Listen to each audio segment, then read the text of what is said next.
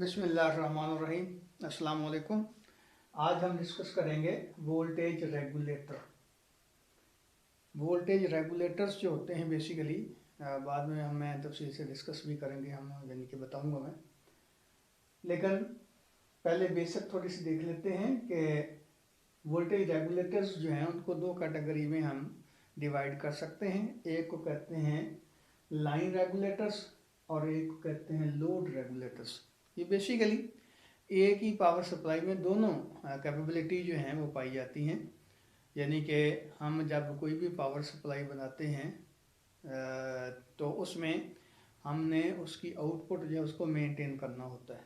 तो आउटपुट जो है उसकी दो तरह चेंज हो सकती है। अगर इनपुट चेंज होती है, यानी कि जो हमारी जो पावर लाइन आ रही है अगर उसमें फ्लक्चुएशन होती है तो जाहिर है आउटपुट के ऊपर उसका इफ़ेक्ट पड़ता है, पावर सप्लाई की आउटपुट के ऊपर उसका इफ़ेक्ट पड़ता है। और इसी तरह अगर हम लोड इंक्रीज़ कर देते हैं, मिसाल के तौर पर अगर आउटपुट पे हम जो इक्विपमेंट है उनकी तादाद ज़्यादा कर देते हैं, ज़्यादा करंट जो है वो ड्रेन करवाना शुरू कर देते हैं, तो भी आउटपुट जो है पावर सप्लाई की वो डिक्रीज़ हो सकती है। लेकिन हम ऐसी रेगुलेटेड पावर सप्लाई बनाना चाहते हैं कि जिसका आउटपुट की वेरिएशन जो है वो ना होने के बराबर हो। इवन हम उसकी लाइन जो है यानी कि जो मेन लाइन आ रही है उसकी जो वोल्टेज है वो ड्रॉप हो जाए या इंक्रीज़ हो जाए। और इसी तरह लोड जो है आउटपुट पे हम ज़्यादा ड्रेन करवाना शुरू कर दें या कम ड्रेन करवाना शुरू कर दें, दोनों ही सिचुएशन में आउटपुट जो है उसकी वोल्टेज जो है वो मेंटेन रहनी चाहिए पावर सप्लाई की। तो ये कहलाती है रेगुलेटेड पावर सप्लाई। तो इसमें लाइन रेगुलेटर्स का क्या मतलब हुआ? किसी भी पावर सप्लाई की वो एबिलिटी जिसकी वजह से उसकी जो आउटपुट है, आउटपुट वोल्टेज है वो कंट्रोल हम कर सकते हैं। इवन अगर हमारी जो इनपुट है वो अप टू सम एक्सटेंट जो है चेंज भी हो जाए तो भी आउटपुट जो है उसमें कोई ख़ास फ़र्क ना पड़े। तो ये रेगुलेशन जो है ये लाइन रेगुलेशन कहलाती है। The ability of a power supply to maintain a specific output voltage even the input voltage change up to some extent is called the line regulation। और इसको किस तरह बताया जा सकता है? लाइन रेगुलेशन जो होती है उसको हम कह सकते हैं percentage change in output voltage over change in input voltage, यानी कि delta V out over V out. Output voltage में चेंज जो आती है और जो हमने स्पेसिफाई किया था वैल्यू आउटपुट के लिए, उनकी जो रेशियो होगी मल्टीप्लाई बाय 100, तो ये आएगी percentage change in output voltage. और डेल्टा वी एन ये है चेंज इन इनपुट वोल्टेज। तो इसको आमतौर पर किस तरह मेजर करते हैं? परसेंट पर वोल्ट। आइए देखें कि इसके यूनिट क्या आएंगे, परसेंट ही आएंगे, क्योंकि ऊपर भी वोल्टेज नीचे भी वोल्टेज। ये परसेंट पर वोल्ट मीन इसका मतलब ये होता है कि आउटपुट वोल्टेज में कितने परसेंट चेंज आती है जब इनपुट वोल्टेज में 1 वोल्ट की चेंज आए। यानी कि इनपुट जो है 1 वोल्ट चेंज हो तो आउटपुट में कितने परसेंटेज चेंज आती है। तो ये लाइन रेगुलेशन जो है कहलाती है। डेफिनेटली जिस पावर सप्लाई की जो आउटपुट है उसमें परसेंटेज चेंज जो है आउटपुट की कम आएगी, वो ज़्यादा बेहतर रेगुलेट कर रही है वोल्टेज को। अब दूसरी जो टर्म हम इस्तेमाल करते हैं वो है लोड रेगुलेशन। तो लोड रेगुलेशंस में क्या होता है कि किसी भी पावर सप्लाई की वो काबिलियत एबिलिटी जिसकी वजह से उसकी जो आउटपुट वोल्टेज है वो चेंज नहीं होती। इवन अगर उसके से जो लोड हम ड्रा कर रहे हैं उससे करंट की ड्रेनेज जो हो रही है वो ज़्यादा हो या कम हो, आउटपुट वोल्टेज जो है वो मेंटेन रहे, तो ये कहलाता है लोड रेगुलेशन। यानी कि ये एबिलिटी जो है पावर सप्लाई की उसको हम लोड रेगुलेशन कहते हैं। The ability of a power supply to maintain a specific output voltage even the output load change up to some extent. यानी कि लोड चेंज भी होता है तो भी आउटपुट पावर जो है आउटपुट वोल्टेज जो है वो चेंज नहीं होती है, बहुत कम चेंज होती है। तो ये हमारी जो टर्म है इसका हम नाम देते हैं लोड रेगुलेशन का।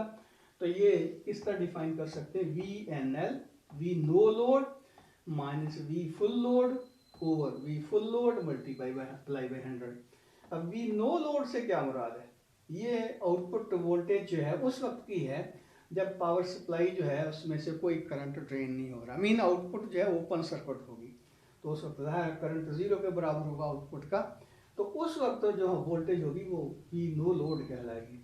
लेकिन अगर हम जो मैक्सिमम करंट ड्रेन करवा सकते हैं पावर सप्लाई से वो करवा रहे हैं, और उसके नतीजे के तौर पर आउटपुट वोल्टेज जो है उसमें जो चेंज आती है, यानी कि उसमें वो जो वोल्टेज होती है जब हम फुल करंट जो है वो ड्रेन करवा रहे होते हैं, तो ये कहलाता है VFL, वी फुल लोड, यानी कि voltage at output of power supply when full current is drain at output. अब इसको किस तरह मेजर किया जाता है, ये परसेंट पर मिली एम्पेयर, यानी परसेंट पर मिली एम्पेयर का क्या मतलब कि अगर हमारा 1 मिली एम्पेयर करंट जो है वो चेंज होता है तो इसमें जो हमारी आउटपुट वोल्टेज है उसमें कितनी चेंज आती है, तो परसेंटेज पर मिली एम्पेयर, यानी कितने परसेंट चेंज आती है आउटपुट वोल्टेज में अगर 1 मिली एम्पेयर करंट जो है वो उसकी ड्रेनेज ज़्यादा हो जाती है या कम हो जाती है, तो उससे आउटपुट के ऊपर क्या फ़र्क पड़ता है। तो अब थोड़ा सा हम ये देखना चाहते हैं कि ये रेगुलेटर्स जो होते हैं कहाँ पे इस्तेमाल होते हैं और ये पावर सप्लाई में इनका रोल क्या होता है। तो ये देखें, बेसिकली एक रेगुलेटेड पावर सप्लाई जो होती है उसके कुछ मेन कंपोनेंट्स होते हैं, तो जिसमें अक्सर चीज़ें जो हम ऑलरेडी पढ़ चुके हैं, तो उसमें पहला पोर्शन जो आता है वो है हमारा स्टेप डाउन ट्रांसफार्मर। मीन हमारी जो आउटपुट है, यहाँ पाकिस्तान में देखें कि हमारी जो आउटपुट अपना लाइन जो हमें पावर सप्लाई मिलती है या पावर जो है मिल रही होती है ये वापडा वालों से, जिसको हम पावर लाइन कहते हैं, तो उसकी वोल्टेज जो है आमतौर पर 220 वोल्ट होती है। तो इनपुट हमारी 220 वोल्ट हुई, हम एक ऐसी पावर सप्लाई बनाना चाहते हैं जो बिलफर्ज आउटपुट के ऊपर हमें 10 वोल्ट दे या 6 वोल्ट दे या 12 वोल्ट दे, तो वो वोल्टेज जो है उसको हमने कांस्टेंट रखना है। तो ये किस तरह करेंगे, ये देखें, हमारे पास जो रेगुलेटेड पावर सप्लाई होती है उसमें ये मेन जो फंक्शन होते हैं वो क्या होते हैं कि ये आपके पास काला पोर्शन आ गया, ये मेन सप्लाई है,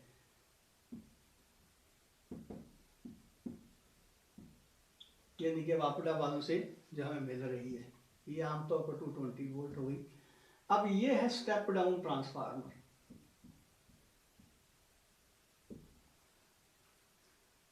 तो अच्छा, बार दफा ये होता है कि वोल्टेज बजाय इसके कि डाउन करें हम अप भी कर सकते हैं, तो ये सिंपल कह लें कि ये ट्रांसफार्मर है, क्योंकि आपने देखा होगा कि बाद पावर सप्लाई जो होती हैं वो आउटपुट पे 400 वोल्ट इवन 1000 वोल्ट इससे भी ज़्यादा, क्योंकि हाई पोटेंशियल डिफरेंस जो है वो इस्तेमाल हम करते हैं जब गैसेस को डिस्चार्ज करते हैं, तो उस वक्त पोटेंशियल का डिफरेंस जो है उसको काफ़ी ज़्यादा इंक्रीज करना पड़ता है। तो सिंपल कह रहे हैं तो ये हमारे पास है ट्रांसफार्मर।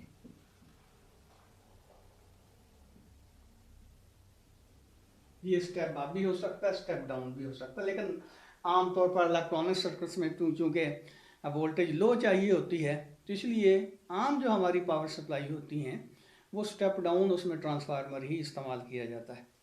तो ये, लेकिन ये मैं पहले बता रहा हूँ कि ये हार्ड एंड फास्ट रूल नहीं है कि ये लाजमी नहीं कि इसको ये स्टेप डाउन ही करे, स्टेप अप भी कर सकता है। तो बहरहाल ये हमारा ट्रांसफार्मर हो गया स्टेप अप या स्टेप डाउन, तो हम स्टेप डाउन कह देते हैं।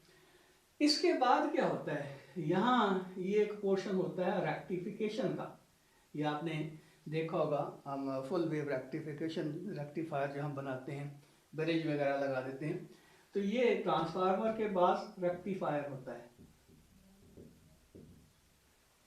तो ये आमतौर पर क्या हुआ कि यहाँ जिस तरह मैंने कहा कि ये फुल अपना जो हमारा ट्रांसफार्मर है स्टेप डाउन है अगर, तो इनपुट जो है बहुत ज़्यादा एम्पलीट्यूड की आ रही थी हमारे पास और आउटपुट जो है वो कम हो गई है, लेकिन होगी एसी ही, यहाँ में ये एसी वोल्टेज मिल गई। इसके बाद आमतौर पर यहाँ ब्रिज लगाया जाता है, तो ब्रिज में क्या होता है, ये फुल वेव रेक्टिफिकेशन होती है, तो इसमें हमें जो आउटपुट मिलती है कुछ नहीं मिलती, ये। अब उसके बाद क्या होता है, ये पोर्शन आता है हमारे पास फिल्टर का। तो फिल्टर में ये पाइप फिल्टर है, एल फिल्टर है, इनके इंडक्टर और कैपेसिटर वगैरह इस्तेमाल किए जाते हैं। तो आम तौर पर सिंपलेस्ट जो हमारा फिल्टर है वो कैपेसिटर होता है। तो यहाँ हमने बिल कैपेसिटर फिल्टर लगाया, तो उसका नतीजा निकलेगा कि आउटपुट जो है हमें कुछ यूँ मिलेगी, यानी कि ऐसे ये, इसमें थोड़ा सा ये रिपल कह लें, लेकिन हम रिपल जो है ऑलमोस्ट ख़त्म कर देते हैं अगर हम हाई वैल्यू का कैपेसिटर जो है इस्तेमाल करें। इसके बाद यहाँ आता है रेगुलेटर।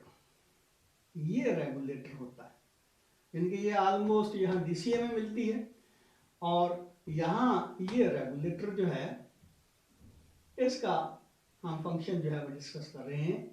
तो ये होता है रेगुलेटर, और ये हमारे पास मिलती है स्मूथ डीसी। तो उसमें यहाँ पे हमें जो आउटपुट मिलती है ये आउटपुट होगी।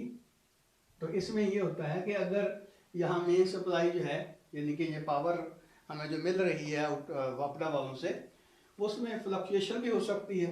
तो अगर हम ये रेगुलेटर नहीं लगाते तो यहाँ भी फ्लक्चुएशन होगी, डेफिनेटली यहाँ वोल्टेज कम होगी, यहाँ भी कम होगी, उसी रेशो से यहाँ भी कम होगी, यहाँ भी कम होगी। तो इसका मतलब ये हुआ कि ये रेगुलेटर जो है, अब इसका फंक्शन ये होता है कि इसने आउटपुट वोल्टेज जो है उसको मेंटेन करना है, जिस स्पेसिफिक वोल्टेज के ऊपर हमने इसको डिज़ाइन किया हुआ है।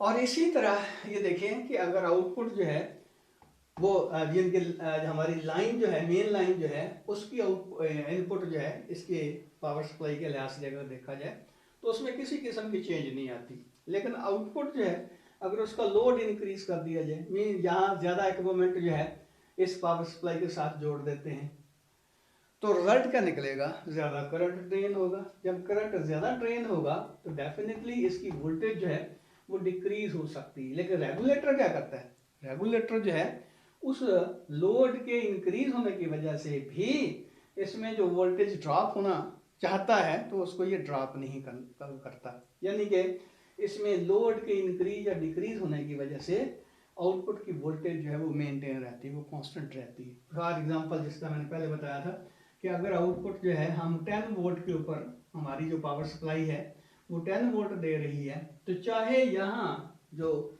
ये हमारी लाइन है, ये मेन लाइन जो है, उसके वोल्टेज ड्रॉप हो जाते हैं, यानी कि वेरी होते हैं, 220 से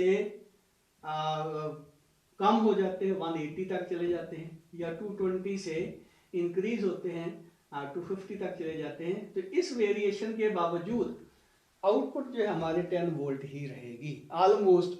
इसमें हो सकता है थोड़ा बहुत जो है फर्क आए, लेकिन ज़्यादा नहीं, ये तकरीबन 10 वोल्ट के बराबर ही रहती है आउटपुट। तो ये रेगुलेटर, ये पोर्शन जो है पावर सप्लाई का, इस चैप्टर में ये हम डिस्कस करेंगे। अब इसमें ये देखें कि वोल्टेज रेगुलेटर जो हैं उनकी मेन दो कैटेगरी हैं। एक को हम कहते हैं लीनियर रेगुलेटर और एक को कहते हैं स्विचिंग रेगुलेटर।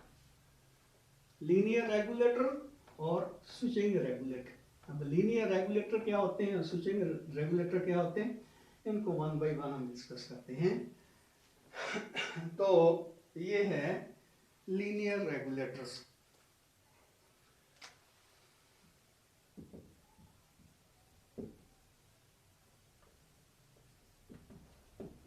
तो इसमें इसके दो कैटेगरी में इनको डिवाइड कर सकते हैं। एक को हम नाम देते हैं सीरीज रेगुलेटर,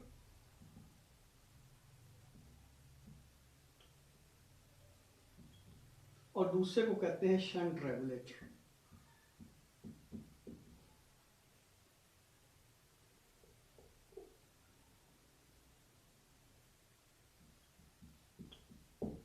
शंट रेगुलेटर्स। तो ये बेसिकली सीरीज रेगुलेटर और शंट रेगुलेटर जो हैं, ये इसमें हम देखेंगे आगे कि जो रेगुलेटर हम बनाते हैं, ख़ासतौर पर लीनियर रेगुलेटर जो बनाते हैं, तो उसमें एक कंट्रोलिंग एलिमेंट रखते हैं जो कि बेसिकली कंट्रोल करता है आउटपुट की वोल्टेज को। तो अगर वो सीरीज में हम लगाते हैं तो वो हमारा जो रेगुलेटर है वो सीरीज रेगुलेटर कहलाएगा। अगर उसको पैरेलल लगा देते हैं तो वो शंट रेगुलेटर कहलाएगा। बारह तो ये लीनियर रेगुलेटर जो है, इसमें ये सीरीज रेगुलेटर हम डिस्कस कर रहे हैं। तो इसमें ये बेसिक कंपोनेंट जो इस्तेमाल होते हैं या पार्ट्स इस्तेमाल होते हैं वो ज़रा देख लें। ये हमारा है रेफरेंस वोल्टेज, ये ब्लॉक डायग्राम हम बनाए हुए हमने, ये कंट्रोल एलिमेंट, ये एरर डिटेक्टर, ये सैंपल सर्किट। यानी कि ये बेसिक जो होता है सीरीज रेगुलेटर्स के ये बेसिक कंपोनेंट्स जो वही होते हैं। तो अब ये जो कंपोनेंट्स हैं ये बेसिकली इसका जो सर्किट हम बनाते हैं कुछ यूँ बनाते हैं। अब देखें कि ये जो रेफरेंस वोल्टेज के लिए हमने ये पोटेंशियल डिवाइडर बनाया हुआ है, जिसमें ये है ज़ीनर डायोड। अब ज़ीनर का आपको पता ही है कि ज़ीनर डायोड जो होता है उसमें वोल्टेज जो है वो मेंटेन रहती है इवन उसका जो करंट है वो चेंज भी क्यों ना किया जाए। और इसको आपको पता है कि रिवर्स बायसिंग में हम इसको ऑपरेट करवाते हैं, क्योंकि फॉरवर्ड बायसिंग में ज़ीनर जो है ऑर्डिनरी डायोड के तौर पे काम करता है। रिवर्स बायसिंग में क्या होता है, ये इसका जो ग्राफ है कुछ यूँ बनता है। अब ये देखिए ये ज़ीनर वोल्टेज होती है, यानी कि ये क्या लें नी वोल्टेज है, और ये इसकी ऑपरेशनल या प्रैक्टिकल वोल्टेज है, और ये इसकी मैक्सिमम वोल्टेज है। और ये इसका क्या मतलब हुआ कि ये आपके पास जो करंट है ये इसका एवरेज करंट है, यानी कि सॉरी एवरेज वोल्टेज ये है, ये VZ कहलाएगी। अब ये नी वोल्टेज है, यहाँ पे ब्रेक डाउन शुरू होता है, तो ये इसको हम नाम देंगे IZ का, सॉरी IK का नी करंट हो गया, और ये हो गया इसका मैक्सिमम करंट। और ये हमारा कह लेंगे एवरेज करंट है। अब देखिए कि करंट जो है वो वेरी कर रहा है, और आइडियल केस में तो VZ की वैल्यू चेंज नहीं होती, लेकिन प्रैक्टिकली ये थोड़ी सी चेंज होती है, क्योंकि आपको पता है कि जो लीनियर डायोड होता है उसकी भी कुछ हम रेजिस्टेंस जो है वो लेते हैं। तो बहरहाल कहना ये चाहता था कि इसकी वोल्टेज जो है वो कांस्टेंट रहती है, इवन करंट जो है वो चेंज हो रहा है। वोल्टेज की वैल्यू में ऑलमोस्ट कोई फर्क नहीं पड़ रहा, करंट की वैल्यू चेंज भी हो जाती है, तो भी वोल्टेज जो है वो कांस्टेंट रहती है। और इसके बाद ज़ाहिर है ये मैक्सिमम करंट है, इससे ज़्यादा करंट जब ज़ीनर से हम फ्लो करवाते हैं तो उसके बर्न आउट होने के चांसेस जो हैं वो ज़्यादा हो जाते हैं। तो इसलिए ये आई मैक्स या मैक्सिमम वैल्यू जो है करंट की वो ये होगी। लेकिन ये देखें कि करंट वेरी कर रहा है, वोल्टेज जो है VG जो है वो ऑलमोस्ट कांस्टेंट रहती है। तो इसका मतलब ये हुआ कि ये होगी रेफरेंस वोल्टेज। आपको पता है वैसे भी कि ज़ीनर डायोड जो होता है उसकी वोल्टेज की ख़ास वैल्यू होती है, ज़ीनर वोल्टेज जिसको हम कहते हैं। तो ज़ीनर की वैल्यू 2 वोल्ट से शुरू हो गए वो सैकड़ों वोल्टेज तक उसका वो चलता है आजकल। तो आमतौर पर ये 2 वोल्ट की, 5 वोल्ट का, 10 वोल्ट का ज़ीनर जो है हम इस्तेमाल करते हैं, जहाँ यानी कि जितनी हमने आउटपुट लेनी है। अभी देखते हैं कि ये वोल्टेज जो है किस तरह आउटपुट पे शिफ्ट होती है। तो बहरहाल ये है पोटेंशियल डिवाइडर आपके पास, लेकिन जाहिर है इसमें करंट ज़्यादा फ्लो हो या कम फ्लो हो, रिवर्स में इसकी वोल्टेज का लेवल जो है वो कांस्टेंट रहेगा। यहाँ वोल्टेज का लेवल जो है कांस्टेंट रहेगा, और ये हमारी रेफरेंस वोल्टेज होगी। अब इसके बाद ये है operational amplifier. Operational amplifier act करता है लाइक एरर डिटेक्टर, ये एरर डिटेक्टर के तौर पर काम करता है। और इसकी जो आउटपुट है वो हम देते हैं, ये ट्रांजिस्टर है जो कि कंट्रोल एलिमेंट के तौर पर काम कर रहा है, इसकी बेस को देते हैं, यानी कि इसकी आउटपुट जो है इसकी बेस को देते हैं। तो ये जो है यानी कि एरर डिटेक्टर जो है उसकी जो आउटपुट है इसके बेस के ऊपर आती है। तो जितना बेस करंट ये इंक्रीज कर देता है तो जाहिर है कलेक्टर करंट जो है वो इंक्रीज हो जाता है। आपको पता है कि IC जो होता है वो बीटा टाइम IB के इक्वल होता है। तो ये IB इसको यहाँ से मिल रहा है, यानी कि जो हमारा ऑपरेशनल एम्पलीफायर है उसकी आउटपुट जो है, आउटपुट करंट जो है वो एक्चुअली बेस करंट के बराबर है। अब इसी तरह ये हमारा सैंपल सर्किट है, यानी कि हमने इससे इसको कंपेयर करना है। ये error detector basically operational amplifier जो है ये कंपैरेटर के तौर पर, कंपैरेटर कह लें या इसको कंट्रोल करने के लिए हम इस्तेमाल करते हैं। तो बहरहाल ये ऑपरेशनल एम्पलीफायर जो है एरर डिटेक्टर के तौर पर काम करता है। अभी हम देख लेते हैं कि ये काम किस तरह करता है। तो ये देखिए, जो ऑपरेशनल एम्पलीफायर होता है जब उसको एज एम्पलीफायर इस्तेमाल करवाते हैं या जिस तरह यहाँ ये कंपैरेटर के तौर पर इस्तेमाल हो रहा है, तो उस वक्त ये एक्चुअली इसके कैरेक्टरिस्टिक्स देखे जाएं ऑपरेशनल एम्पलीफायर को, तो वो कुछ यूँ बनते हैं। इधर हम चेंज कर रहे हैं डेल्टा वी, बल्कि वी इन कह लें, वी इन। और आपको पता है वी इन जो होता है ऑपरेशनल एम्पलीफायर का, वो होता है V non inverting minus V inverting, यानी कि वी यहाँ पे जो वोल्टेज है और यहाँ पे जो वोल्टेज है, इनका जो दोनों का डिफरेंस होता है वो एक्चुअली हम कहते हैं कि ये इनपुट है किसकी भी, ऑपरेशनल एम्पलीफायर की। ये इस एक्सिस के अलॉन्ग हम वी इन ले रहे हैं और इस एक्सिस के अलॉन्ग हम वी आउट ले रहे हैं, यहाँ से ये वी आउट यहाँ से ले रहे हैं। तो अब इसका जो ग्राफ बनता है वो कुछ यूं बनता है, ये ऐसे। अब एक खास वोल्टेज से पे, अब ये देखिए कि अगर V पॉजिटिव जो है, यानी कि नॉन इन्वर्टिंग टर्मिनल के ऊपर वोल्टेज की वैल्यू जो है अगर इन्वर्टिंग वोल्टेज से बढ़ेगी तो ये Vn का साइन जो है वो पॉजिटिव होगा, और ये जीरो कह लें ये पॉजिटिव होगा। लेकिन एक खास हद से जब इसकी वोल्टेज ज़्यादा बढ़ जाती है तो क्या होगा, आउटपुट पे हमें V मैक्स मिलेगा, ये होगा V मैक्स पॉजिटिव। और इसी तरह अगर इसकी यानी कि ये वैल्यू इससे बढ़ जाएगी तो आउटपुट नेगेटिव होगी, जीरो से नीचे, और एक खास हद से आगे जाएंगे तो ये V मैक्स नेगेटिव होगा। और ये रीजन जो होता है ये V इन का बहुत स्मॉल होता है, आप फ्यू मिली या माइक्रो वोल्ट कह लें, ये रीजन जो होता है। तो अब इस रीजन में हमने इसको बायस किया हुआ है बेसिकली, और बिल फर्ज जो आउटपुट हमारी यहाँ पे मिल रही है इनकी एडजस्टमेंट हमने यूं की हुई है कि आउटपुट जो है इस पॉइंट के ऊपर, इस पॉइंट के ऊपर ये वी आउट, ये वी आउट। तो अब डेफिनेटली अगर ये वोल्टेज स्लाइटली मजीद इससे इंक्रीज होती है तो इसका मतलब ये होगा कि ये पॉइंट जो इधर शिफ्ट करेगा, यानी कि इधर शिफ्ट करेगा, इधर ये पॉजिटिव ज़्यादा होगा, वी इन जो है ज़्यादा पॉजिटिव होगा, और वी आउट जो है स्लाइटली बढ़ जाएगी। लेकिन अगर ये वैल्यू जो है इससे यानी कि पहले के मुकाबले में कम ज़्यादा है तो ज़्यादा ही है, तो इससे बड़ी ही, लेकिन अब इसकी वैल्यू इसकी वैल्यू जो है वो थोड़ी सी कम होगी इसके मुकाबले में, तो रिजल्ट क्या निकलेगा कि ये पॉइंट इधर शिफ्ट हो जाएगा, वी आउट जो है उसकी वैल्यू जो है वो डिक्रीज हो जाएगी जब इनका डिफरेंस जो है वो लेस हो जाएगा। जब मोर होगा और मोर पॉजिटिव होगा तो पॉइंट जो है ये इधर स्लाइड करेगा, अगर लेस पॉजिटिव होगा तो ये पॉइंट पीछे की तरफ आएगा।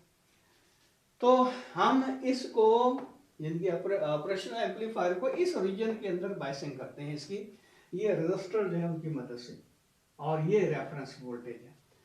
अब ये यानी कि ये V यानी कि यहाँ V इन जो होगा बेसिकली क्या है, V रेफरेंस, ये वाला V रेफरेंस, और ये सैंपल सर्किट की जो यहाँ पे आउटपुट मिलती है, या दूसरे लफ्जों में ये कह लें कि यहाँ पे जो वोल्टेज मिलती है वो यहाँ पे आएगी V इन नेगेटिव, या इसको कह लें VR3, इसके ऊपर जो अक्रॉस जो वोल्टेज होगी वो यहाँ पे मिल रही है। तो इन दोनों का जो डिफरेंस होगा वो V इन के बराबर होगा। अब V इन इसकी, तो डेफिनेटली ये इसका पॉइंट जो है यानी कि ये वैल्यू जो है अगर ज़्यादा नेगेटिव हो रही है, लेस हो रही है, इसका मतलब क्या हुआ कि ये पॉइंट इधर जाएगा, यानी कि इसका डिफरेंस जो है वो पॉजिटिव ज़्यादा होगा और पॉजिटिव होगा। और अगर इसकी वैल्यू जो है वो इंक्रीज हो रही है तो इसका क्या मतलब है, इनका डिफरेंस जो है वो फिर भी पॉजिटिव ही रहेगा, लेकिन उसकी वैल्यू जो है वो कम हो जाएगी, इसलिए ये पॉइंट जो है नीचे की तरफ आएगा। और यही बेसिक इंपॉर्टेंट पॉइंट है यहाँ समझने का कि ये कंट्रोल किस तरह करता है आउटपुट वोल्टेज को, यानी कि ये तो ऑलमोस्ट कांस्टेंट रही। अगर ये डिक्रीज होता है इसका मतलब ये मोर पॉजिटिव हो जाएगा, ये इधर चला जाएगा, और अगर ये इंक्रीज होता है तो ये लेस पॉजिटिव हो जाएगा, ये पॉइंट जो है इधर चला जाएगा। तो मेरा ख्याल है ये पॉइंट आपको समझ आ गया होगा। अब आगे चलते हैं। अब ये तो बेसिकली सैंपल सर्किट है और ये पोटेंशियल डिवाइडर है। इसका क्या मतलब हुआ कि यहाँ पे जो वोल्टेज होगी वो इनके कह लें कि वी, यहाँ पे वी नेगेटिव जो है उसकी वैल्यू जो होगी वो किसके बराबर होगी, ये टोटल वोल्टेज वी आउट के बराबर है। तो इसमें ये देखें कि हमारे पास वी आर थ्री जो होगा वो इक्वल होगा R3 और R2 plus R3 into V out. और वी आउट की वैल्यू भी हम निकालते हैं, किस तरह निकालते हैं अभी देखते हैं हम। तो अगर इस सर्किट को देखा जाए, इतने हिस्से को, यानी कि ये हमारे पास जो इतना हिस्सा है ये वाला, इसको देखा जाए ये, तो ये नॉन इन्वर्टिंग एम्पलीफायर के तौर पर ये काम कर रहा है, इतना हिस्सा जो ऑपरेशन एम्पलीफायर का। अब ये देखिए, एक बात मैं और बता दूं कि यहाँ पे जो वोल्टेज होगी ऑलमोस्ट वही वी आउट होगी, ऑलमोस्ट वही वी आउट होगी। वजह क्या है? वजह उसकी ये है कि ये जो वोल्टेज है ये 0.7 वोल्ट होती है मैक्सिमम, और इसके मुकाबले में यानी कि 10 वोल्ट के बराबर मुकाबले में इसको हम इग्नोर कर सकते हैं। तो इसका मतलब ये हुआ कि यहाँ पे जो वोल्टेज होगी आउटपुट पे, ये यहाँ पे वही वोल्टेज होगी। मैं फिर बताता हूँ कि इस जंक्शन के अक्रॉस जो पोटेंशियल का डिफरेंस होता है, क्योंकि ये फॉरवर्ड बायसिंग होगी तो इसका पोटेंशियल का डिफरेंस जो है वो बहुत नेग्लिजिबल होगा, 0.6 या 0.7 वोल्ट के बराबर, अगर हम ये सिलिकॉन का इस्तेमाल कर रहे हैं ट्रांजिस्टर का। तो इसका क्या मतलब हुआ, ये सर्किट के ऊपर जरा गौर करें। ये सर्किट कुछ यूं बनता है, ये नॉन इन्वर्टिंग टर्मिनल, इस पे है वी रेफरेंस, और ये है इन्वर्टिंग टर्मिनल। मैं चलो वही डायग्राम बनाता हूं जिस तरह आमतौर पर हम ड्रॉ करते हैं। ये ऐसा समझ लें कि हमारा ये जो है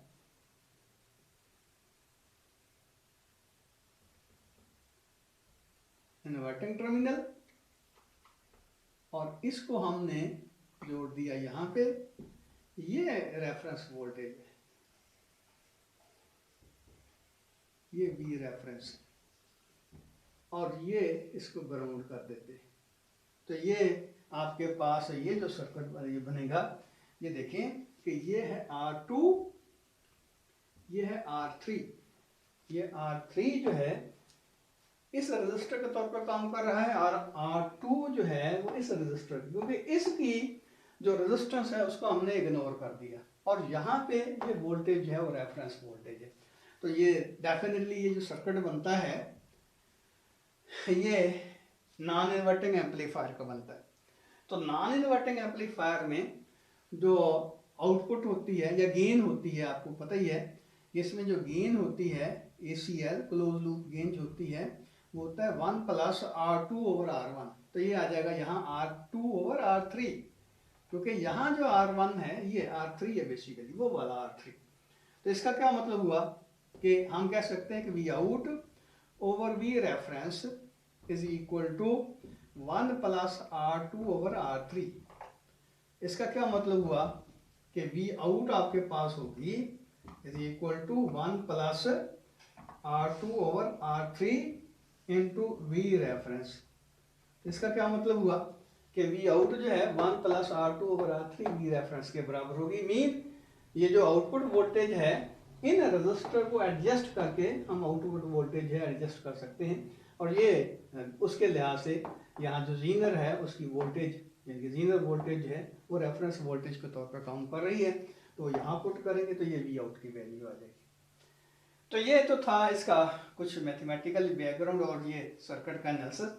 अब असल बात जो है वो ये कि ये सर्किट काम किस तरह करता है उसको हम ज़रा डिस्कस कर लेते हैं। तो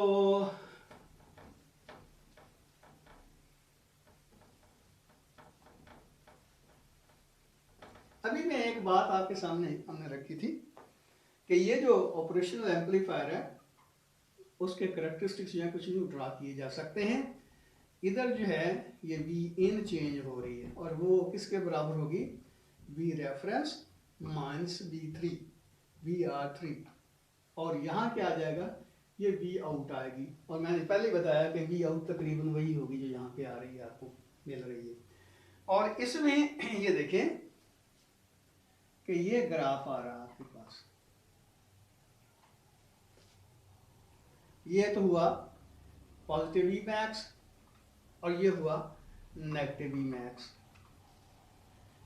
तो हमने इसको बाइस किया हुआ है इस पॉइंट के ऊपर, ये वोल्टेज है मेरे पास हमारी।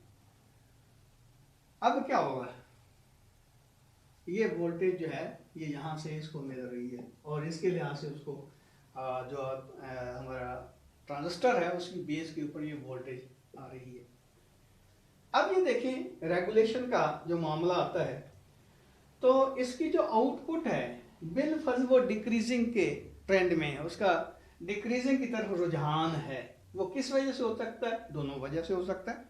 या तो ये है कि लाइन जो है उसकी वोल्टेज ड्रॉप हो रही है, जिनकी पावर लाइन जो हमारी आ रही है वो 220 वोल्ट से कम होना शुरू हो जाती है, तो भी आउटपुट जो है उसका ट्रेंड जो है टूवर्ड्स डिक्रीजिंग होगा। और इसी तरह अगर हम यहाँ जो लोड रजिस्टर लगा देते हैं, यानी कि यहाँ जो हमने लोड लिया है, ये बार हम डिस्कस पहले भी कर चुके हैं कि इसका मतलब ये नहीं होता कि यहाँ रजिस्टर लगाया गया है, इसका मतलब ये होता है कि यहाँ वो इक्विपमेंट जो हम डिराइव करवा रहे हैं इस पावर सप्लाई से, तो वो वहाँ लगाया हुआ है। अब उसकी रेजिस्टेंस जो है वो कम हो जाती है, यानी कि बिलफर्ज हम एक बल्ब की बजाय 2 बल्ब लगा देते हैं, एक पंखे की बजाय 2 पंखे लगा देते हैं, तो डेफिनेटली करंट ज़्यादा ड्रेन होना शुरू हो जाएगा। तो दोनों सिचुएशन में इसका जो आउटपुट है उसका डिक्रीजिंग ट्रेंड बन जाएगा। तो जब ये डिक्रीजिंग ट्रेंड बनेगा तो डेफिनेटली ये देखिए ये जो आउटपुट वोल्टेज है वो इसके क्रॉस भी आ रही है, जिस तरह यहाँ मैंने लिखा था। इसका क्या मतलब होगा कि अब ये वोल्टेज है VR3 जो है वो डिक्रीज हो जाएगी, क्योंकि जिस रेशो से यहाँ पे वोल्टेज ड्रॉप होगा उसी रेशो से यहाँ पे वोल्टेज ड्रॉप होगा, और जिस रेशो से यहाँ वोल्टेज ड्रॉप होगा उसी रेशो से यहाँ वोल्टेज ड्रॉप होगा। तो इसका लेवल जो है वोल्टेज लेवल जो है वो कम होगा। जैसे ही इसका वोल्टेज लेवल कम होगा तो डेफिनेटली क्या होगा, वी इन जो है वो इंक्रीज हो जाएगी। वी इन क्यों इंक्रीज होगी कि इसकी वैल्यू कम होगी, वी रेफरेंस वोल्टेज तो कांस्टेंट है, इसकी वैल्यू कम होने की वजह से ये यानी कि इसका जो कमी है लेस हो रहा है वी रेफरेंस से, उसकी वैल्यू कम हो जाएगी। रिजल्ट क्या निकलेगा कि ये वी इन जो है इसकी वैल्यू जो है वो बढ़ जाएगी। अब वी इन की वैल्यू बढ़ी है, जैसे वी इन की वैल्यू बढ़ी तो रिजल्ट क्या निकलेगा कि ये देखिए ये इसको मोर फॉरवर्ड इसके वोल्टेज लेवल जो इंक्रीज कर देगा, तो ज़्यादा करंट इसको मिलना शुरू हो जाएगा। या दूसरे लफ्जों में ये कह दें कि इसका वोल्टेज लेवल जो है इंक्रीज हो जाएगा। जैसे ही इसका वोल्टेज लेवल इंक्रीज होगा तो इसमें से करंट जो है उसकी ड्रेनेज जो है ज़्यादा होना शुरू हो जाएगी। अब करंट की ड्रेनेज ज़्यादा होने की वजह से आउटपुट में जो डिक्रीजिंग का ट्रेंड था वो ऑफसेट हो जाएगा। मेरी बात के ऊपर ज़रा गौर कीजिएगा। जब इसका ट्रेंड टूवर्ड डिक्रीजिंग होगा तो इसका मतलब यहाँ भी डिक्रीजिंग का ट्रेंड होगा, यहाँ भी डिक्रीजिंग का ट्रेंड होगा। जब यहाँ डिक्रीजिंग का ट्रेंड होगा तो वी एन की वैल्यू इंक्रीज हो जाएगी। ये वी एन किसको मिल रहा है, ये वी एन जो है वो जब इंक्रीज हो जाएगा तो वी आउट इंक्रीज हो जाएगा, यानी कि इसकी वैल्यू जो है वो बढ़ जाएगी। इसकी वैल्यू कांस्टेंट है, इसकी वैल्यू कम हो जाएगी, तो डेफिनेटली इसकी वैल्यू बढ़ जाएगी। जब इसकी वैल्यू बढ़ेगी तो वी आउट जो है टूवर्ड्स इंक्रीजिंग आएगा, यहाँ पे चला जाएगा बिलफर्ज। जैसे ही ये स्लाइटली इंक्रीज हुआ तो यहाँ से ज़्यादा करंट जो है फ्लो होना शुरू हो जाएगा।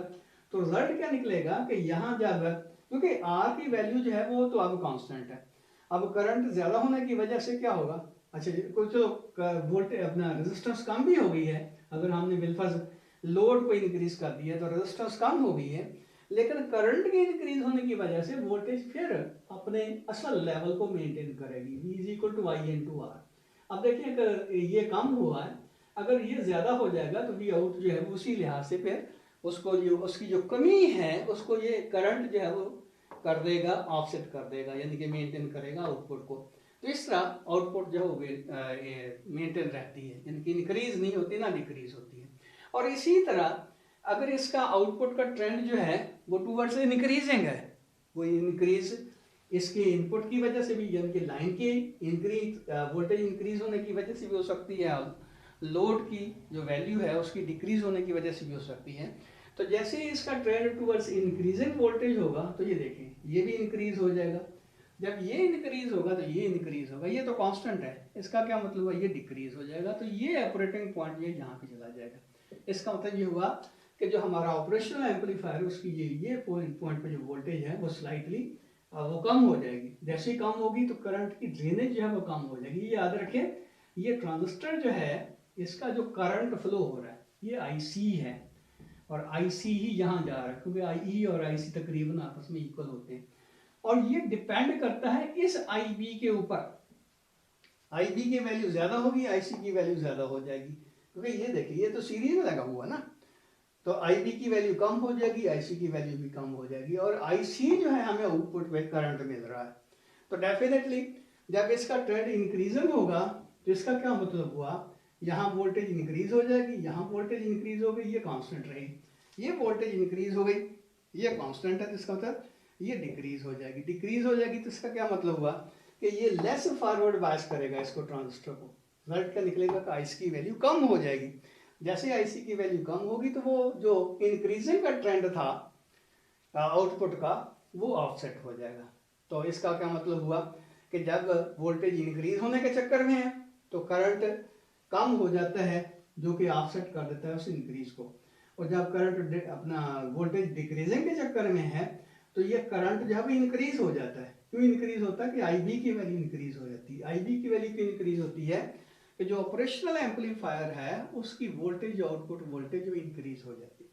तो इस लिहाज से जो भी आउटपुट पे वेरिएशन आती है उसको ये ऑफसेट कर देता है हमारा ये जो सर्किट जो है, यानी ये कंट्रोल एलिमेंट को ये डिटेक्टर या ऑपरेशनल एम्पलीफायर जो है उसको यानी कि ज़्यादा या कम करंट जो है उसको कर देता है, जिसकी वजह से आउटपुट में जो इंक्रीजिंग का चक्कर है या ट्रेंड है या डिक्रीजिंग का ट्रेंड है उसको ऑफसेट कर देता है। अच्छा, मुझे उम्मीद है मेरी बातें समझ आ गई होगी, अगर ना समझ आए तो आप क्वेश्चन पूछ सकते हैं कमेंट्स बॉक्स में। ठीक है, अल्लाह हाफिज़।